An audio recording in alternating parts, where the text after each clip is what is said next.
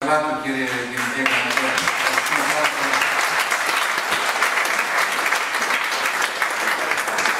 για τη σπουδαιότητα των ιστορικών πολεμικών γεγονότων αλλά και των διπλωματικών εξελίξεων που οδήγησαν στην απελευθέρωση της Θεσσαλονίκης.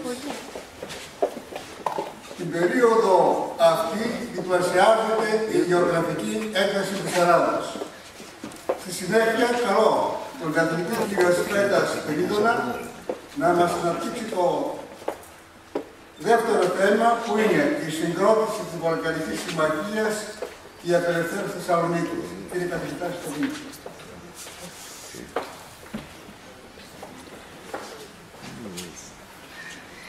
Εκλεκτοί προσκεκλημένοι, ξέρω ότι κουραστήκατε, γι' αυτό θα φροντίσω να είμαι πολύ περιεκτικός και διεισδυτικός.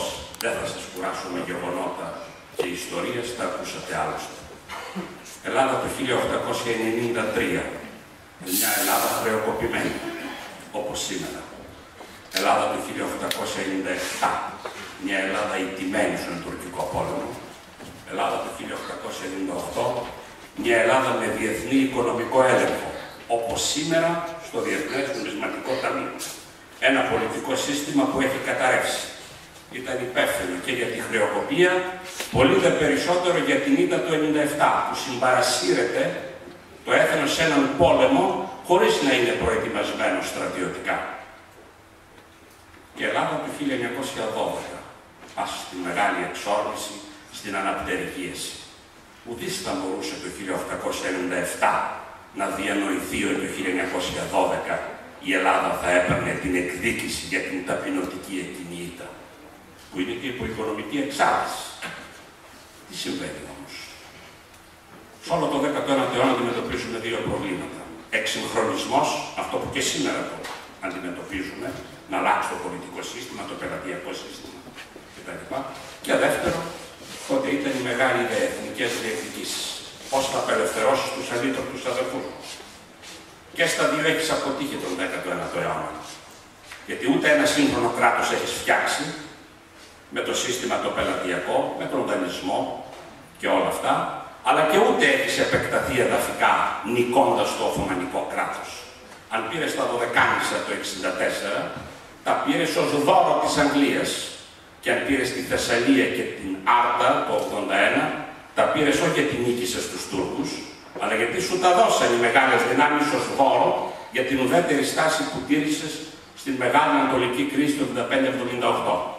Επομένως, πώς θα πήγαινες να υλοποιήσεις την μεγάλη ιδέα χωρίς να έχεις στρατιωτικές δυνάμεις και ένα σύγχρονο κράτος?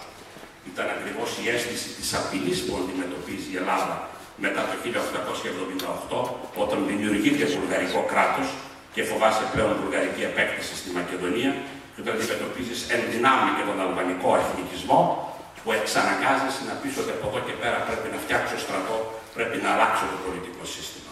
Αυτά που πάμε να κάνουμε σήμερα πήγε να τα κάνει ο Τρικούπης. Τι να κάνεις δηλαδή? Να διευρύνει την εκλογική περιφέρεια και να μειώσει τον αριθμό των βουλευτών, για να μην υπάρχει αυτό το πελατειακό σύστημα. Να βάλει νόμο για τα προσώτα των δημοσίων υπαλλήλων. Αυτά που θέλουμε και σήμερα.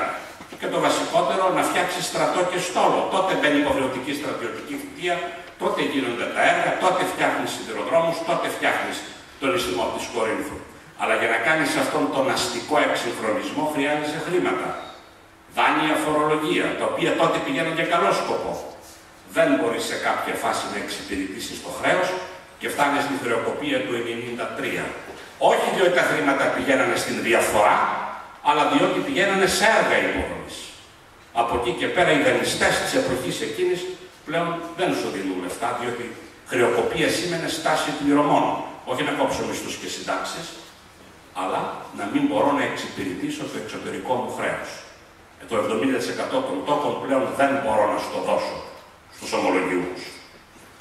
Από εκεί και πέρα η οικονομική κρίση προκαλεί μια έξαρση εθνικισμού, ανορθολογισμός, αυτό που βιώνουμε και σήμερα. Το κράτος χάνεται, άλλες οργανώσεις, εθνική εταιρεία αναλαμβάνουν να υποκαταστήσουν το κράτος στην εθνική πολιτική, οι οποίοι μπορεί να είναι καλοπροαίρετοι, αλλά στο όνομα του πατριωτισμού κάνουν ορθολογιστικές κινήσεις και μας συμπαρασύρουν στον πόλεμο του 1997 Όταν πλέον οι οργανώσεις αυτές είναι κράτη εν κράτη και μπορούν και επιβάλλονται στις κυβερνήσεις, επιβάλλονται και στο βασιλέα. Όλο το πολιτικό σύστημα είχε ευθύνη, διότι η αντιπολίτευση εξωθούσε την κυβέρνηση να ακολουθήσει τη γραμμή της εταιρείας πόλεμος, πόλεμος, πόλεμος, ξέροντας πολύ καλά ότι δεν υπήρχαν οι προϋποθέσεις. Και φτάνει σε αυτή την ήττα, το 1997. Μπαίνουν οι Τούρκοι στη Θεσσαλία και δεν έβγαλαν στην Αθήνα. Και εκεί τι κάνεις τώρα, για να φύγει ο Τούρκος, θα μου πεις τι θέλω γη, τη Θεσσαλία ή θα πληρώσεις αποζημίωση. Πώς θα ζανιστείς, αφού πλέον έχεις κάνει στάση πληρωμών με τη χρεοκοπία του 1993. Δεν μπορείς. Άρα, προκειμένου να φύγει ο Τούρκος και να πάρεις δάνειο, θα φέρεις το δούνο του της εποχής εκείνης. Και εκεί οδηγούμαστε. Πώς θα βγεις τώρα από την κρίση. Το μάθημα της ιστορίας, αν δεν μπορείς να το μεταφέρεις στη σύγχρονη πραγματικότητα και να κάνεις αναλογίες, δεν έχει κανένα νόημα. Και εδώ αρχίζει το δράμα. Το πολιτικό σύστημα έχει καταρρεύσει. Όμως εκεί παραμένει τα ίδια πρόσωπα. Πάλι Ράνιδες, πάλι Θεοτόκηδες, πάλι. Δεν είναι Γιάννηδες, μέχρι τότε που τον σκότωσε ένας. Τότε το κόψε, του χαρτοπέκτης. Τα ίδια πρόσωπα, δεν ανανεώνεται. Το Διεθνές Ταμείο της εποχής εκείνης σου παίρνει τις υπέγγειες εσόδους. Όλα τα έσοδα από το μονοπόλιο του κράτους και από τα λιμάνια πάνε εκεί. Εσύ τι θα κάνεις τώρα, πώς θα βγεις από την κρίση. Αναλογίες. Θα πάρεις τα μέτρα, αλλά μόνο με αξιοποίηση των γεωπολιτικών σου δεδομένων. Η Ευρώπη έχει διχαστεί το ότι υπάρχει εντάνει κεντρικές δυνάμεις. Η Ελλάδα πού θα πήγαινε με τις δυνάμεις τις ναυτικές, Αγγλία, Γαλλία. Δίνονται δάνεια πολεμικά, παρόλο που είσαι στον διεθνή οικονομικό έλεγχο τότε. Και έτσι αρχίζει ένα είδος ανάπτυξης κατά κάποιο τρόπο, πέρα από την λιτότητα. Συνεπώς τα γεωπολιτικά δεδομένα παίζουν ένα ρόλο. Δεύτερον, με όλα όσα είχε το Ταμείο τότε, δεν υπήρχε η κερδοσκοπία της σημερινής εποχής. Προσπαθούσαν να πατάξουν τους κερδοσκόπους. Ο αντίστοιχος τότε, Λαγκάρντ, είτε τον όπως θέλετε, του Διεθνούς Ταμείου. Τρίτον, δημιουργείται μια εσωτερική σταθερότητα. Τα πολιτικά κόμματα δεν έχουν πλέον να πούν κάτι. Και αυτό οδηγεί στην εισρωή κεφαλαίων από το εξωτερικό. Από τους Έλληνες του εξωτερικού, οι οποίοι μέχρι τότε λειτουργούν ως τραπεζίτες, ως κερδοσκόποι. Τώρα κάνουν επενδύσεις στην Ελλάδα. Ακούμε τώρα πολλά για διάφορα τράπεζα της Ανατολής, για 600 δις. Ας μπορούν να μας τα δώσουν. Τι λόγια είναι αυτά. Τότε όμως γίνονται επενδύσεις. Και σιγά σιγά αρχίζει μια ανάπτυξη. Εκείνο τώρα που προέχει είναι ποιο. Πώς θα δοθεί ένα τέρμα στον παλαιοκομματισμό. Αυτό είναι το ζητούμενο. Και πώς αυτές οι μεταρρυθμίσεις θα ολοκληρωθούν. Από πού θα προέρθει η μεγάλη αλλαγή.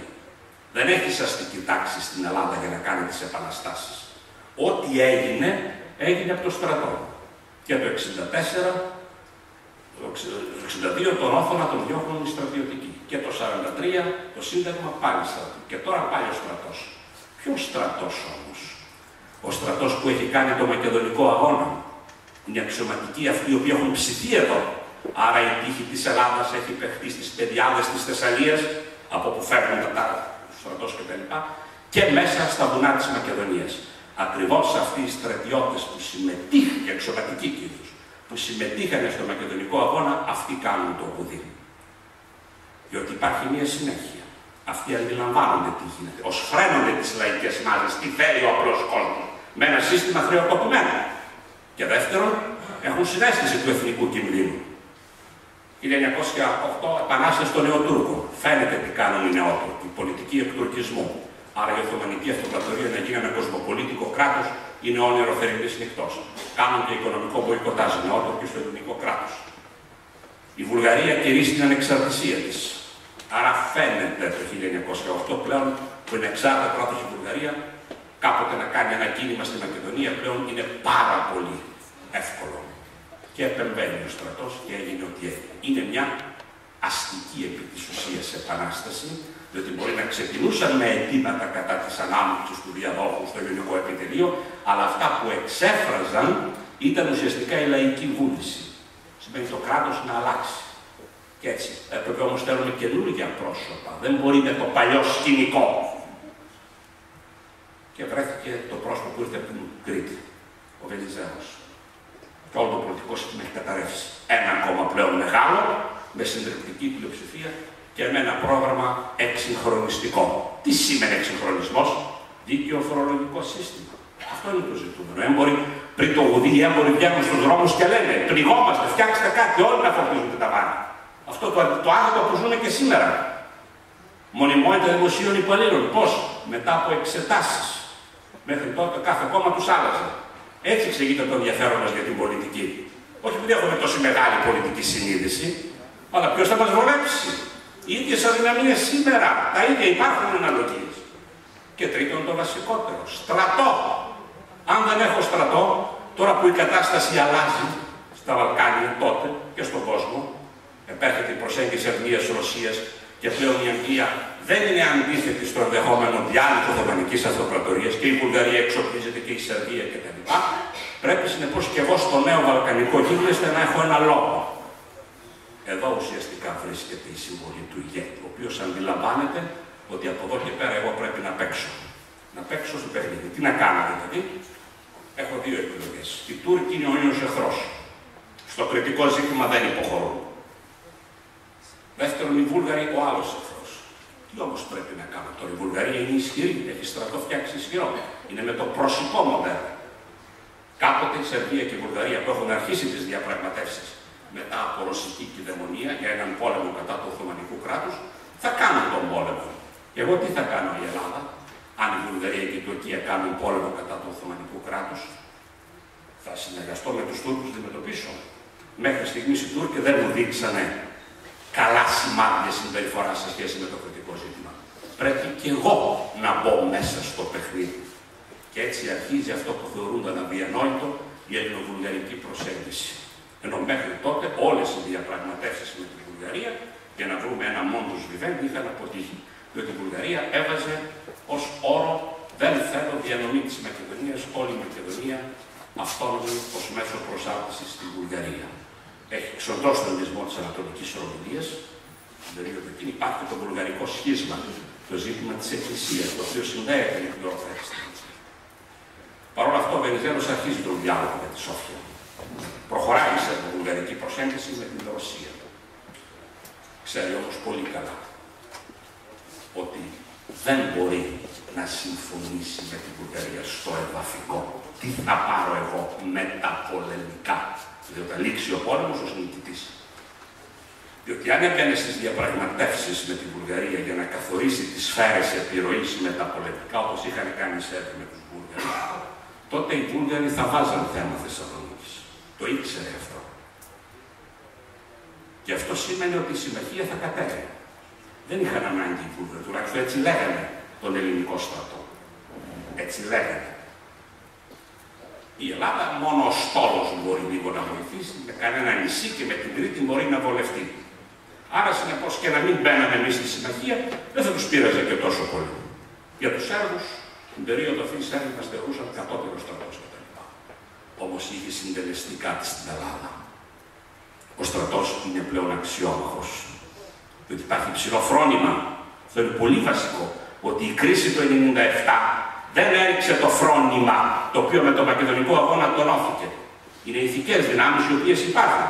Απλά χρειάζεται την πολιτική ηγεσία να κωδικοποιήσει όλα αυτά και να δώσει την κατευθυντήρια γραμμή. Αυτό που μας λείπει σήμερα. Αυτά πάνε μαζί όλα, οικονομικά, γεωπολιτικά, εθνικά. Και από εκεί και πέρα μπαίνουμε. Ουδής μπορούσε να φανταστεί από τους γείτονές μας, Σέρβους κυρίως Βούλγαρους, πώς κατάφερε ο ελληνικός στρατός τόσο γρήγορα να προελάσει. Διότι αυτοί, ο λόγος που δεν κατέβασαν εδώ πολύ στρατό, είχαν μόνο μία μεραρχία της Ρίζας, ήταν ότι η Ελλάδα, μια νίκη, δεν θα μπορέσει να προελάσει. Που περάσει τώρα τη Μελούνα, τη Θεσσαλία, εκεί την Ελασσόνα, που την έχουν κάνει οι Τούρκοι, Φρούριο κτλ. Θα καθυστέρησε πάρα πολύ. Άρα εμείς στέλνουμε τον κύριο όγκο του στρατού μας στη Θράκη, γιατί μας ενδιαφέρει η Κωνσταντινούπολη, και εκεί πάει ο κύριος όγκος του βουλγαρικού στρατού, μέχρι εδώ, και βάζουμε μία μεραρχία της Ρήλας, σιγά σιγά να κατέρχεται προς τη Θεσσαλονίκη. Όμως τα δεδομένα έχουν ανατραπεί. Προέλαση είναι ταχύτατη. Δεν χρειάζεται να πω σε λεπτομέρειες. Μελούνα, Το 40 πάντα μία μάχη γίνεται και ανοίγει τον δρόμο, μεταφέρουν οι Τούρκοι. Το 40 έγινε μάχης. Πολλοί οι νεκροί και οι τραυματίες. Από εκεί και πέρα οι Τούρκοι φεύγουν πανικόβλητοι. Και από εκεί αρχίζει τώρα το μεγάλο δίλημμα. Μας Κοζάνη κτλ. Προς τα που πάω, προς Θεσσαλονίκη ή προς μοναστήρι. Αυτό είναι ένα ψευτοδίλημμα, όπως ακριβώς παρουσιάζεται δίθεν για μια μεγάλη διαμάχη. Ότι ο ένας δεν ήθελε τη Θεσσαλονίκη και ήθελε το μοναστήρι κτλ.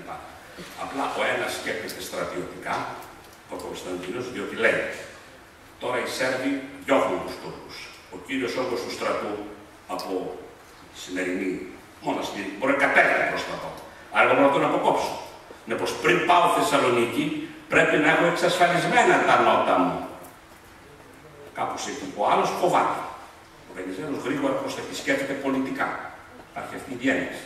Έρχονται και οι πληροφορίες από τον Νικόλου. Πρόκειται να έρθουν στο γιατί έβλεπε ότι ήταν οι δύο πρίγκιπες, ο Βόλης και ο Κύριλλος. Τους προετοίμαζαν να έρθουν προς τη Θεσσαλονίκη. Αλλά το ότι οι Βούλγαροι θα διεκδικούσαν, αυτό ήταν πασίγνωστο στην πολιτική ηγεσία της εποχής εκείνης. Η μάχη κρίνεται στα Γιαννιτσά. Εκεί δόθηκε η μάχη. Από εκεί και πέρα, μόλις οι Βούλγαροι πληροφορούνται, τότε δίνει εντολή ο Ντάνος στην 7η Μεραρχία να κατέβει προς τη Θεσσαλονίκη. Αλλά μετά το ζήτημα πλέον είναι ζήτημα διαπραγματεύσεων. Συνεπώς η μάχη των Γιαννιτσών είναι αυτή που έκρινε την τύχη της Θεσσαλονίκης. Και όχι μάχης εδώ μέσα, διότι εδώ ούτε οι μεγάλες δυνάμεις επιθυμούσαν μέσα στην πόλη να γίνει μάχης. Από εκεί και πέρα οι Τούρκοι θέλουν να φύγουν από εδώ με το στρατό για να τον φέρουν στη Θράκη, προκειμένου να σώσουν την Κωνσταντινούπολη. Δεν μπόρεσαν οι Βούλγαροι να μπουν, ούτε την Αδριανούπολη κατέλαβαν, την παρέκκλησαν και συνέχισαν μετά προς την Τσατάντζα. Δεν θα αναφερθώ τώρα στα γεγονότα. Συνεπώς το πώς φτάνουμε από την ήττα, την κατάθλιψη, στην ανάρρωση και στην αναπτερυγίαση των Βαλκανικών πολέμων, αυτά που και σήμερα αντιμετωπίζουμε, για να γίνουν αυτά, χρειάζεται πολιτική ηγεσία, η οποία να διαισθάνεται τι γίνεται, και αυτό δεν μπορεί να προέρχει από χρεοκοπημένους πολιτικούς, από νέο αίμα, από πού θα έρθει δεν ξέρω σήμερα, τότε ήρθε από αλλού όμως. Δεν ξέρω από πού θα έρθει.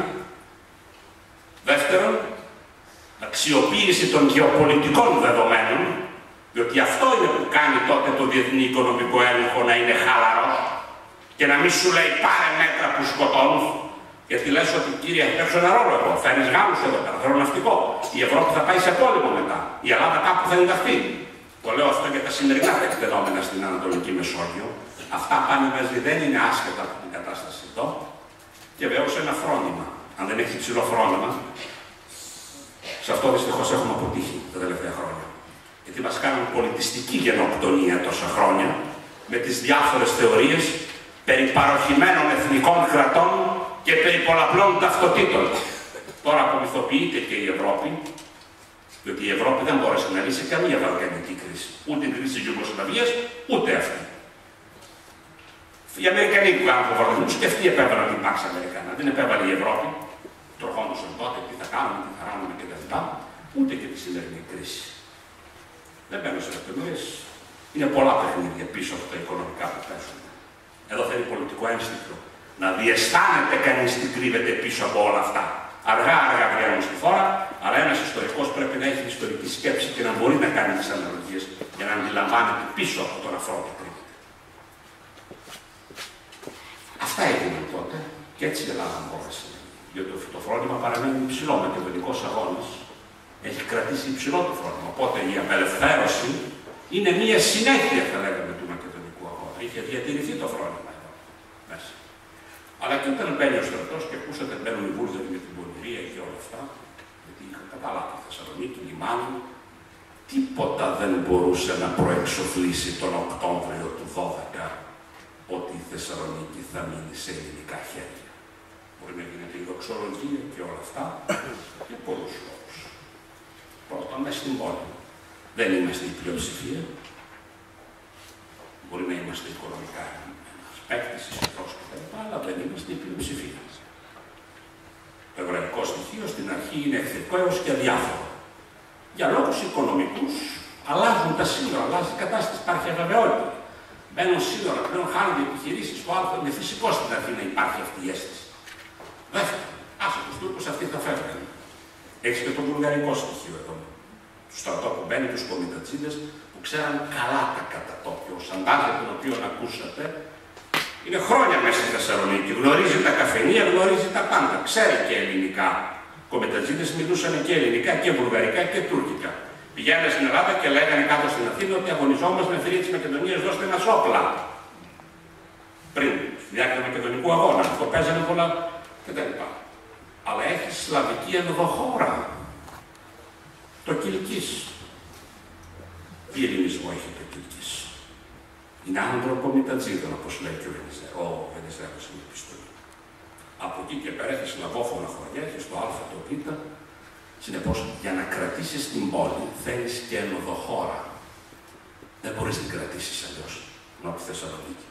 Γι' αυτό πολύ νωρίς αυτό έγινε καταληπτό από τον ελληνικό στρατό και προσπαθούν να κρατήσουν το Παγκαίο. Και την Ιγρήτα, γενικά ένα προς τις Σέρες.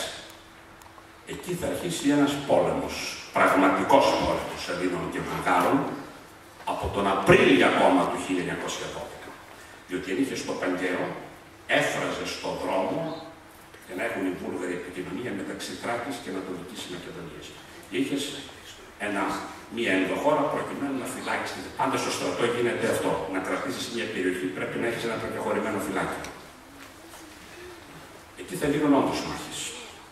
Θύματα και από την μια πλευρά και από την άλλη. Πάγιο και Νιγλίτα. Από την άλλη πλευρά βλέπεις πολύ χαρακτηριστικό ότι η Βουλγαρία δεν παραιτείται από τη Θεσσαλονίκη και μέσα στον πολιτικό κόσμο, αλλά και κυρίως από τους Βούλγαρους κομιτατζίδες και από το βουλγαρομακεδονικό λόμπι, το οποίο είναι ισχυρό στο βουλγαρικό στρατό. Ο βουλγαρικός στρατός σε ένα μεγάλο μέρος έχει αξιωματικούς Βουλγαρομακεδόνες το 19ο αιώνα και μετά, που είναι ισχυρή ομάδα πίεσης προς το Υπουργείο Άμυνας. Το πολιτικό σύστημα δεν λειτουργεί όπως στην Ελλάδα με τη διαφάνεια. Στη Βουλή συζητήσεις εδώ εκεί να πέφτουν οι κυβερνήσεις. Εκεί υπάρχει μυστική διπλωματία του βασιλιά του Φερδινάνδου. Μία κλίκα του Φερδινάνδου με υπουργό αμήνης και μερικούς αξιωματικούς. Αυτοί λαμβάνουν τις αποφάσεις παραγνωρίζοντας την κυβέρνηση. Αυτοί αποφασίζουν για δυναμική αντιμετώπιση της κατάστασης. Πληροφορίες που διαδίδονται στην ηγεσία αυτή είναι ότι το ηθικό του βουλγαρικού στρατού είναι υψηλό και μπορεί να αντιμετωπίσει τους πρώην συμμάχους του. Τέτοιες αντιλήψεις έρχονται. Εσφαλμένες αποδεικνύονται αυτές οι πληροφορίες. Δεν έχει σημασία όμως. Μέσα στο πολιτικό σύστημα υπάρχουν και νυφάλιες φωνές. Παράδειγμα του Πρωθυπουργού του Γκέσοφ, ο οποίος παραιτείται μετά, ο οποίος λέει: αν είναι να γίνει ένας αγώνας για τη Θεσσαλονίκη, δεν πρέπει να γίνει από τη γενιά αυτή. Αφήστε το για το μέλλον. Έρχονται και άλλοι πολιτικοί που λένε: κοιτάξτε, οι Έλληνες δεν είναι πλειοψηφία μέσα στη Θεσσαλονίκη. Εμείς έχουμε μια σλαβική ενδοχώρα. Στο μέλλον εύκολα μπορούμε να διεκδικήσουμε την πόλη. Συνεπώς, δεν μας συμφέρει επί του παρόντος η Θεσσαλονίκη να γίνει διεθνής πόλης, όπως κινείται το εβραϊκό στοιχείο εδώ και η Αυστρο-Ουγγαρία, διότι αν γίνει διεθνής, δεν μπορούμε στον περό τη διεκδικήσουμε. Συνεπώς, αφήστε προσωρινή ελληνική κυριαρχία, η οποία θα είναι στα χαρτιά και στο μέλλον εύκολα. Μην στη φαμπαρούσα φάση υποδαβλίζεται ένα πόλεμο. Αυτές είναι οι νυφάλιες ενδεχομένως φωνές μέσα στην Βουλγαρία. Αλλά οι σκληροπυρηνικές φωνές είναι ή όλα ή τίποτα, κανένα κομμάτι μακεδονικής γης δεν θα περιέλθει σε Έλληνες και Σέρβους. Είναι η γραμμή των κομιτατζίδων, που δυστυχώς αυτή η γραμμή επιβάλλεται τελικά σε όλη αυτή την κατάσταση. Ο Βενιζέλος έχει καταλάβει πώς έχουν αλλάξει τα δεδομένα. Αλλά εδώ παίζεται ένα δράμα. Εδώ είναι οι βάσεις του μετέπειτα διχασμού. Ιδιαίτερα μετά την δολοφονία του Γεωργίου και την άνοδο του Κωνσταντίνου. Με την άνοδο του Κωνσταντίνου το παλιό πολιτικό σύστημα βρίσκει έναν σύμμαχο και αρχίζει να τον επηρεάζει. Ενώ Θεοτόκηδες, ενώ Οράλιδες κτλ. Εδώ είναι τα σπάρματα του διχασμού. Δεν είναι η αντίθεση Κωνσταντίνου Βενιζέλου η αιτία του διχασμού. Είναι το παλιό πολιτικό σύστημα το οποίο επηρεάζει. Δεν τον ήξερα τον Κωνσταντίνο. Ο Βενιζέλος είναι ένας αγωνιστής από την Κρήτη. Έρχεται στην Αθήνα. Το αθηναϊκό κατεστημένο θα μπορέσει να αποδεχθεί αυτό εύκολα. Ζηλεύει την άνοδό του. Τότε εκτοπίστηκε. 300 βουλευτές, έχει απόλυτη πλειοψηφία μέσα στην Βουλή με τα 110. Συνεπώς, οι αυτοί βλέπω ότι δεν έχουν πλέον πολιτικό μέλλον με το άστρο αυτό που αναδύεται και με την νίκη αυτή που έχει επιτύχει, η οποία είναι διπλωματική νίκη, αλλά υπάρχει και ο στρατός, στον οποίο ο Βενιζέλος έχει φροντίσει να οργανώσει το 1910-12. Στη συνέχεια, εδώ τώρα θα φτάσουμε στα πράγματα, ο πόλεμος δεν μπορούσε να αποφευχθεί. Εμείς καταλαβαίνουμε από εδώ και πέρα πρέπει να συνδεθώ με τους Σέρβους. Κοινά σύνορα θα είναι ο άξονας της πολιτικής. Συμμαχίες υπάρχουν, συγκρούσεις υπάρχουν. Η προετοιμασία γίνεται. Θέλει μία αφορμή προκειμένου να γίνει ο πόλεμος. Αυτήν την αφορμή δεν τη δώσω εγώ σε Ελλάδα. Να με κατηγορήσουν ότι εγώ διασπώ τη συμμαχία. Κάθε αντιβουλγαρικό δημοσίευμα στους πρώτους μήνες του 2013 στην ελληνικό τύπο, ο Βενιζέλος το καταδικάζει και οι εκδότες εφημερίδων πηγαίνουν να πληρώσουν πρόστιμο. Ένας καθηγητής, ο Μονφεράτος, που κάνει μία διάλεξη στη σχολή την άνοιξη του 2013, αφήνει τις παραδόσεις και μιλάει για το αιώνιο μίσος Ελλήνων και Βουλγάρων και πόσο ο Βενιζέλος δεν βλέπει τα πράγματα και πιστεύει ακόμα στην συμμαχία τη Βαλκανική, όταν βλέπει τι κάνουν οι Βουλγαροί, οι οποίοι εκδιώκουν μουσέες περιοχές που είχαν κτλ. Και εδώ μέσα δημιουργούν προβλήματα. Αποφάσισε να μην κάνει πανεπιστημιακή παράδοση για τα μαθήματα της νομικής, αλλά να κάνει πανεπιστημιακή παράδοση για την ολοβουλγαρική διένεξη. Και οι φοιτητές τον χειροκροτούν. Θέλουν οι φοιτητές σύγχρονα πράγματα για να τους βάλει στον προβληματισμό. Και πάει να τον δικάσουν τον καθηγητή αυτό. Αλλά το παρασκήνιο δουλεύει. Έχουν ανοίξει διάλογο με τους Σέρβους για τη συμμαχία. Το μόνο πρόβλημα ήταν όχι των Βουλγάρων, αλλά αν τώρα μπήκε η Αυστρία στον πόλεμο, χτυπήσει τη Σερβία, τι θα κάνει η Ελλάδα. Ο Βενιζέλος καταλαβαίνει στην παρούσα φάση, αν χτυπήσει η Αυστρία τη Σερβία, θα επέμβει η Ρωσία στο πλευρό της Σερβίας. Άρα δεν υπάρχει επί του παρόντος κίνδυνος παγκοσμίου πολέμου. Οπότε προχωρούμε στη συμμαχία και έτσι τελικά, όταν νικήσεις στο δεύτερο Βαλκανικό πόλεμο, φροντίζεις ένα πράγμα. Ποιο πράγμα? Να έρθεις ενδοχώρα. Άρα δεν μιλάμε μόνο για τις Σέρβες, μιλάμε για όλη την Ανατολική Μακεδονία που πρέπει να κρατήσεις. Αν δεν κανείς τα κείμενα της εποχής, βλέπει πολύ νωρίς πώς αρχίζουν να εκφράζονται εναντίον του Βενιζέλου.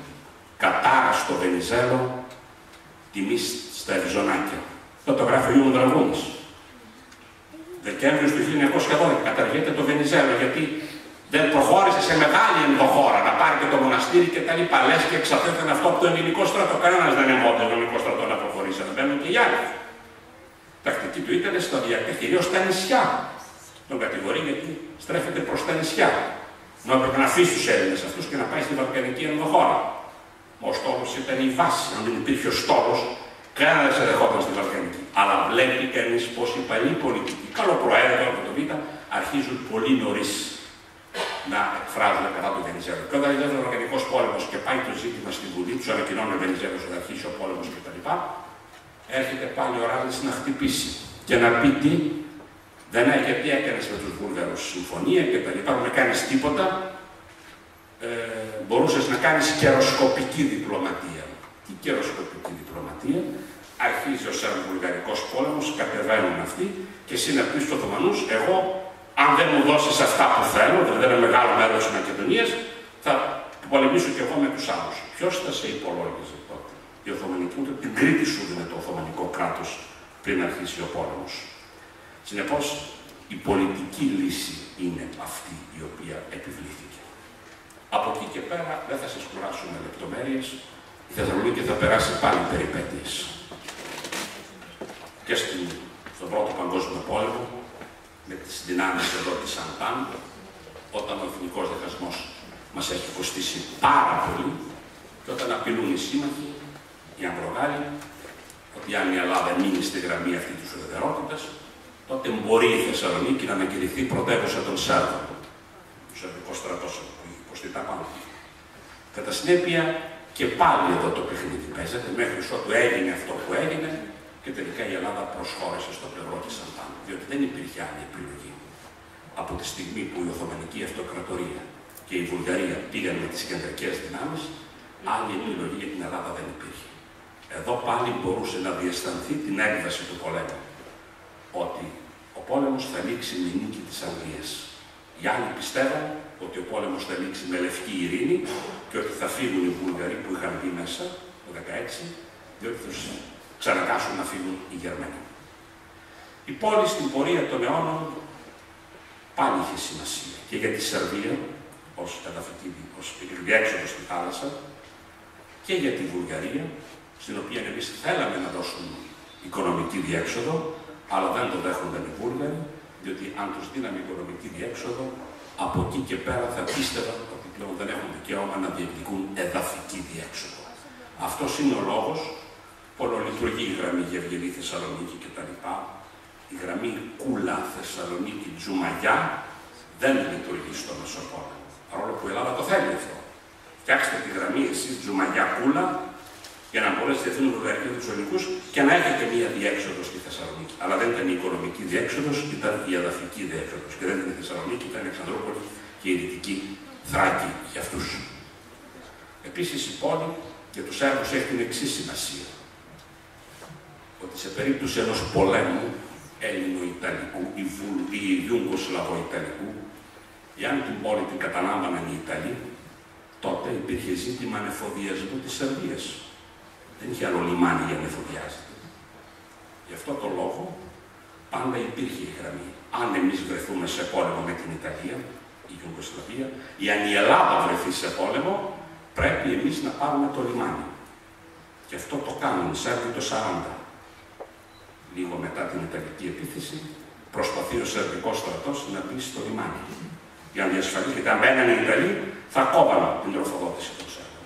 Αλλά οι Ιταλοί το είχαν αντιληφθεί και βομβάρδισαν τους Σέρβους στο μοναστήρι.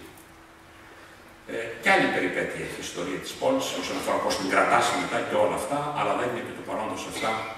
Θα κάνει το επαγγελματικό επιμελητήριο μία εκδήλωση για τη Θεσσαλονίκη στο 20ο αιώνα μετά την απελευθέρωση ως συγκοινωνιακός, επαγγελματικός χώμος κτλ.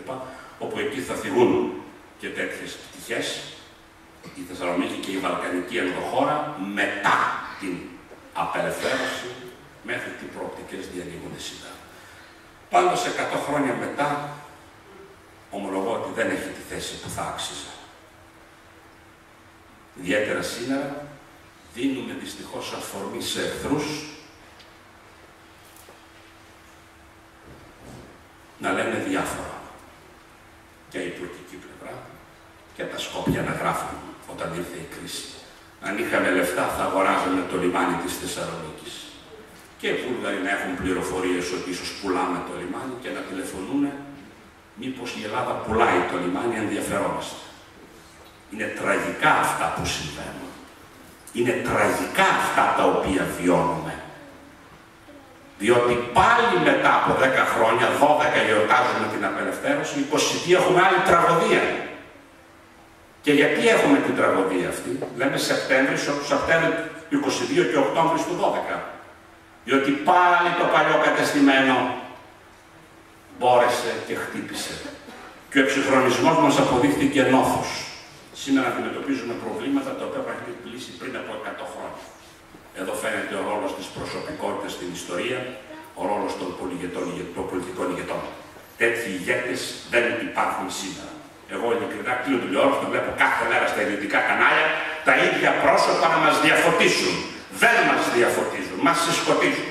Και όλοι να θέλουν να γανζωθούν στην εξουσία, ξέροντας πολύ και ότι έχουν καταρρεύσει, έχουν χρεοκοπήσει.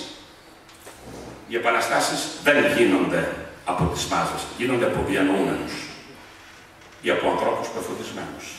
Σήμερα κάτι τέτοιο δεν υπάρχει. Η βάση όμως θέλει. Ποιος είναι αυτός που σήμερα δεν θα έλεγε όπως το 1909 κάτω παλαιοκομματισμός. Πολλοί θα το λέγανε. Έτσι φτάσαμε στο έπος των Βαλκανικών πολέμων. Με αλλαγή του πολιτικού σκηνικού, αξιοποίηση πολλών καταστάσεων. Σήμερα κάτι τέτοιο δεν διαφαίνεται. Ελπίζω όμως ότι κάτι θα φανεί μέσα από αυτή την αδύρυτη πραγματικότητα την οποία βιώνουμε. Γιατί εγώ πιστεύω στην χεγγελιανή αντίληψη της ιστορίας. Θέση, αντίθεση, σύνθεση. Αυτό όχι μόνο για την Ελλάδα, αλλά και το παγκόσμιο σύστημα του σύγχρονου φιλελευθερισμού, το οποίο θα καταρρεύσει όπως κατέρευσε ο κομμουνισμός. Κάτι θα γίνει στους πρώτους αιώνες. Αλλά και εδώ εύχομαι αυτή η κάθαρση που βιώνουμε κάποιον εξαγνισμό να φέρει, γιατί είναι αποτέλεσμα της ύβρεως και της συνεμέσεως σε πολλαπλά επίπεδα. Σας ευχαριστώ για την προσοχή.